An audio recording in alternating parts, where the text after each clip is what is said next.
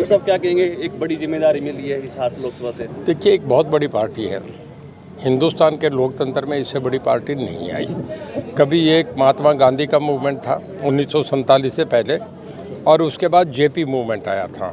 आज हिंदुस्तान में नरेंद्र मोदी के बराबर का कोई नेता नहीं है। एक इस तरीके का लोगों में आप ये समझे कि ऐसा लबालब भरा हुआ उनके लिए एक सैलाब उमड़ा हुआ है देश में, कि साउथ में जाए चाहे ईस्ट में जाए, जहाँ भी जाए मोदी मोदी मोदी। इवन अमेरिका में भी जब गए और NRI का सम्मेलन था, ट्रंप वहाँ खड़े थे। वहाँ एक सिस्टम है कि जब अमेरिका का प्रेसिडेंट स्टेज पे होगा तो मेरिन्स भी विड्रा कर जाती है। और जब NRI का सम्मेलन था, ट्रंप ने मोदी साहब का हाथ पकड़ा था, नारे लग रहे थे ट्रंप ट्रंप, तो हमें बहुत अच्छा लग रहा था। इतना सम्मान किसी, देखिए अंतर्राष्ट्रीय तौर पे हम दुनिया की हम सबसे ज़्यादा पॉपुलर, वर्ल्ड की 5 इकोनॉमी में हम हो गए।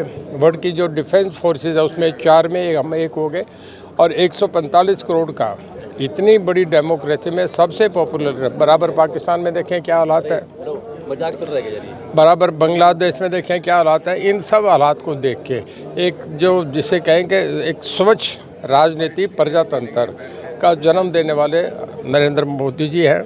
और मैं ये बता रहा हूँ कि पहली बार ऐसा हो रहा है।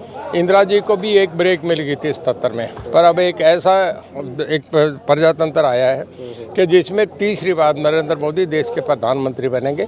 कभी पंडित जवाहरलाल नेहरू जब देश में आज़ादी मिली थी, अंग्रेज़ों के खिलाफ एक आंदोलन था, तब 52, 57, 62 में बने थे। उसके बाद नहीं मिला। UPA NDA की सरकार है, सिंगल पार्टी इतना बड़ा बहुमत लेके आ रहा है।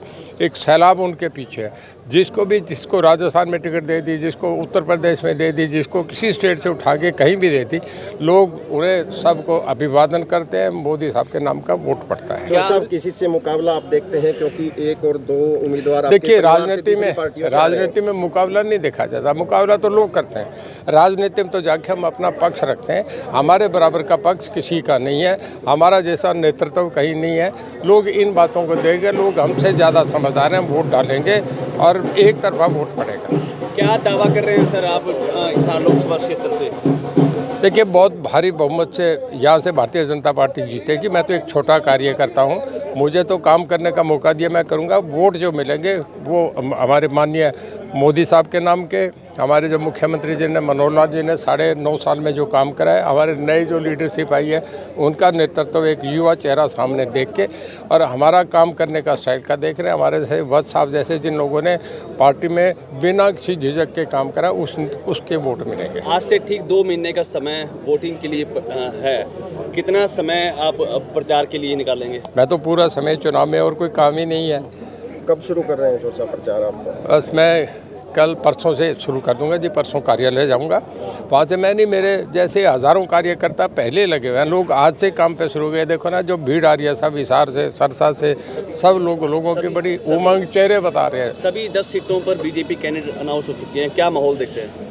मेरा ये मानना है कि 10 की 10 सीट, पहले हम जीते तो पहले 10 की 10 हैं, पर अब के कैलकुलेशन करेंगे कि पहले से कितना बढ़ के वोट आया हमारा, ये होगा। सर साहब, कांग्रेस और इनेलो भी दावा कर रहे हैं कि अच्छा प्रदर्शन करेंगे, और आपके खिलाफ भी देखिए, हमें किसी के दावे को हम नहीं उसे करते, ये तो लोग बनाएंगे कि किसका दावा कितना है। वो दावा लोग सामने निकाल के रख दे। ये 4 जून को सामने आ जाएगा। मैं ये समझता हूँ कि लोगों का सच और झूठ क्या है, लोगों का मन क्या है। और जिस दिन 4 को मीडिया देखेंगे तो आप सारे ये कहेंगे कि यार गजब हो गया, मोदी मोदी मोदी हो रहा है। चुनाव परिणाम आएंगे तो ये आएगा कि हरियाणा की 10 सीटों पे ऐसा कहीं ना रिकॉर्ड तोड़, कहीं भी 5 लाख से कम लीड नहीं मिलेगी। ये एक चमत्कार होगा। हरियाणा के लोग बहुत राजनीतिक चेतना। सर साहब, अब डबल जिम्मेदारी आ गई है, एक तरफ रानिया संभालना, दूसरी तरफ लोकसभा क्षेत्र हिसार काफ़ी बड़ा। देखिए, मोदी जी देश हमारे, उनके पार्टी के कार्यकर्ता में कितनी जिम्मेदारी दीजिए, वो भी संभालेंगे। ठीक है। और सब क्या कहेंगे, चौधरी रणजीत सिंह जी को हिसार लोकसभा से प्रत्याशी बनाया गया है? हिसार लोकसभा से प्रत्याशी बनने पर मैं चौधरी साहब को मुबारकबाद देता हूं। जहां तक प्रत्याशी का सवाल है, ये सबसे डिज़र्विंग और विनिंग कैंडिडेट हैं, और ऐसे इंसान हैं जिसको हर एक जनमानस प्यार करता है, हर दिल अजीज़ हैं। इनके दोस्त ही हैं, दुश्मन तो मैंने कोई देखा नहीं। और बहुत भारी बहुमत से हम हिसार में इनको जिता के भेजेंगे। इनकी जो हेड एंड हार्ट की क्वालिटीज़ हैं, मैं इनके साथ रहा हूँ 5 तारीख को हिसार में ये जो बिजली विभाग की कंप्लेंट्स थी उनका निपटारा करते थे। जो इनका मैंने देखा तरीका कार यानी कार्यविधि वो बहुत ही शानदार है। सब सेटिस्फाइड जाते थे और साथ में अफसरों को भी प्रोत्साहन मिलता था निपटारा करने के लिए। तो मैं कहूँगा हिसार का सौभाग्य है कि ऐसे प्रतिभाशाली, ऐसे तजुर्बेकार हमें एमपी मिलेंगे।